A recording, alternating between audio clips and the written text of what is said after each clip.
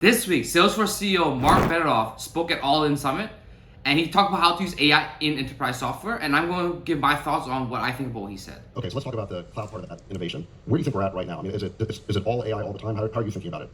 We're at the precipice of the greatest moment in the history of enterprise software and of cloud computing. There's no question.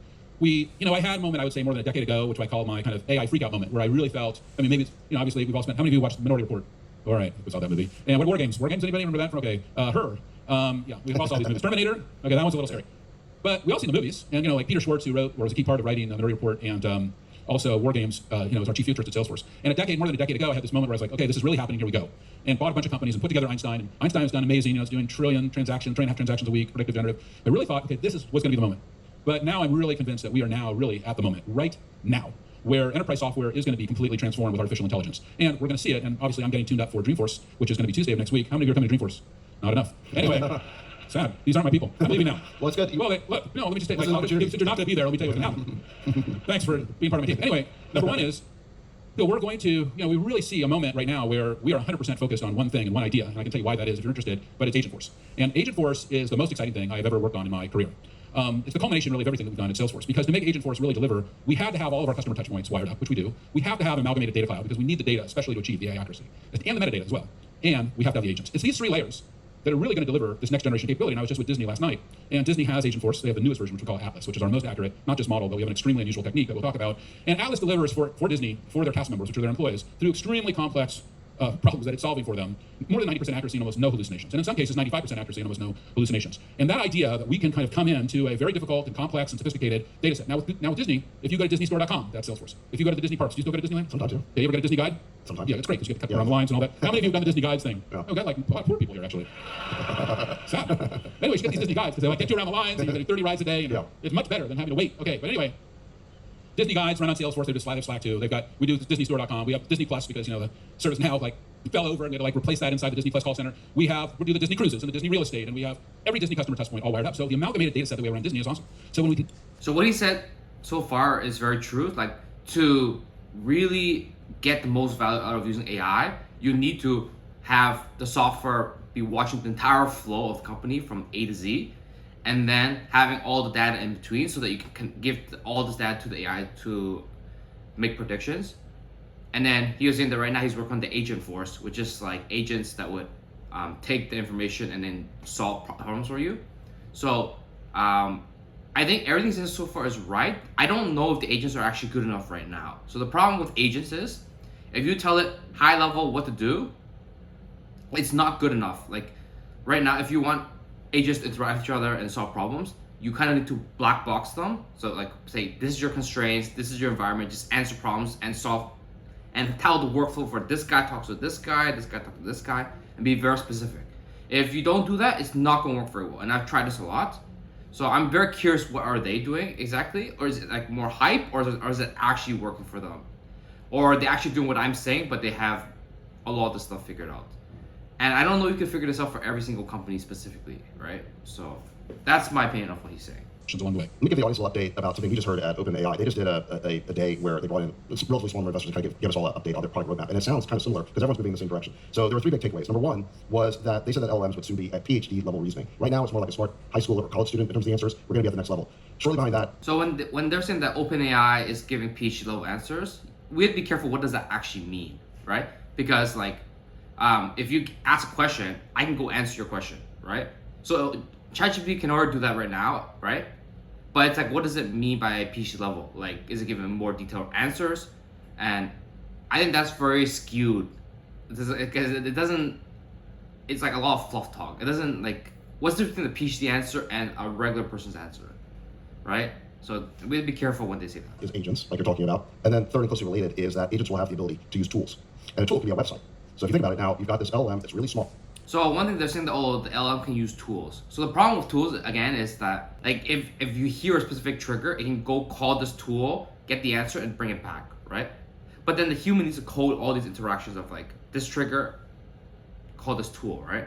And there will be a lot of scenarios where we didn't think of, and they may not be able to handle it. So I'm not sure how well that really works in practice. At least right now when we're doing work, we might have one tool that this specific LLM agent uses.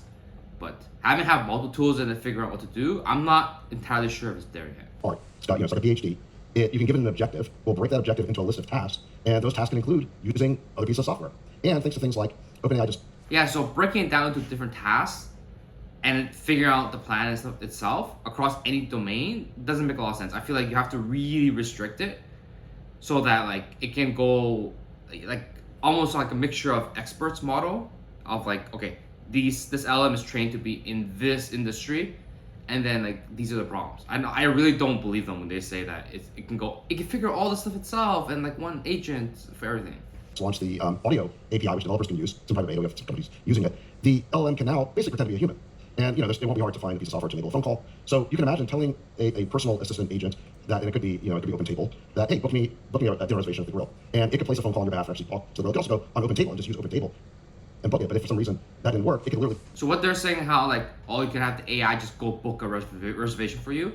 The problem now is not really on the AI side; it's on the third-party provider. Like on OpenTable, is their API is good enough, right? And then there is like edge cases that they may not think of, right? It's like, oh, what if they're booked out for the whole week?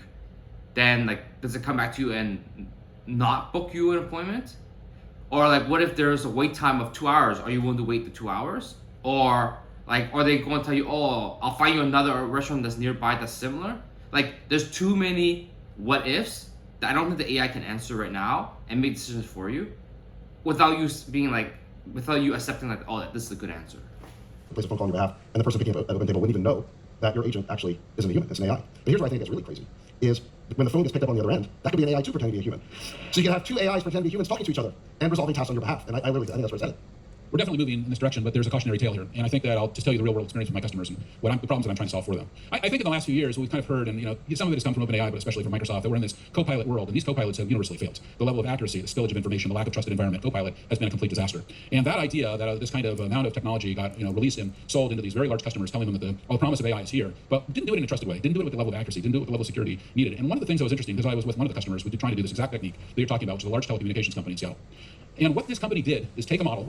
Nope. Okay. We're going to tell you, training a model, Okay. retraining a model, building their own model. Mark, we have to have our own models. We're going to DIY it. We're going to DIY our AI, and it's going to be awesome. Then we're going to write our own agents, and we're going to do this, we're going to do that, the other thing. And I'm sitting there, and I'm going through it, whatever, and then I finally, I'm like, now show me your benchmarks, and show me all these different pieces. And for them, it's a bit of a science project. And I've seen this now with a number of our customers, that they're kind of DIYing their AI, and, DIY, I think it's fine if you're like Neil Young and it's homegrown and it's Canada and it's Ontario, but this is not what you should be doing with artificial intelligence. But what are you guys using as your foundation model? Is it Llama 2? Like, what do you guys use? We have a lot of our own models, our own techniques, and then we let you bring in the model that you want, but we are all about achieving your accuracy. Because what I've seen with these kind of approaches, especially the one that you just outlined, is that, yeah, you can get maybe 30 or 40% accuracy. In this case, this customer was 25%. You had somebody on the stage yesterday, I won't tell who it is, who's a common friend of both of ours, who tried to take this approach for a large telecommunications company that he owns, and he said he was getting about a 25% accuracy with his homegrown model. And I'm like, why are you doing that? Instead, in our platform, the platform is building the model for you. You're not having to train and retrain your own models. You're building your own models in our platform, and we're going to deliver much higher levels of accuracy for you, and we're going to deliver AI. This is the AI that you want. This is this next generation of AI, and I think that we will have to prove that with benchmarks and with bake-offs and to show customers, because the promise is amazing. But at a very deep level, customers are going to need, what you and I have done for the last 20 years of our life, which is build professional enterprise software and deliver it to them in capability. And in regards to an agent running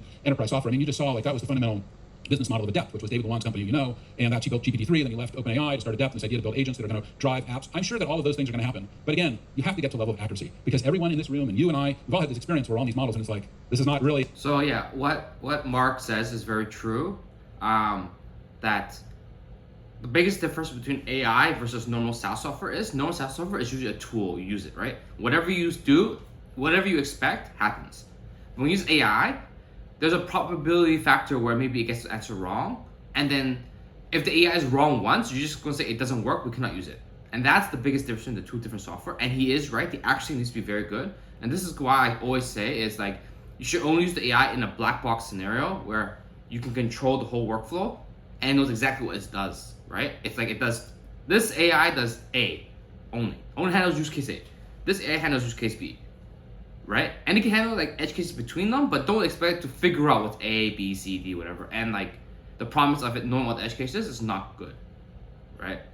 So I think Mark has a better understanding than the other interviewer, but he is right about accuracy is the most important part about the models.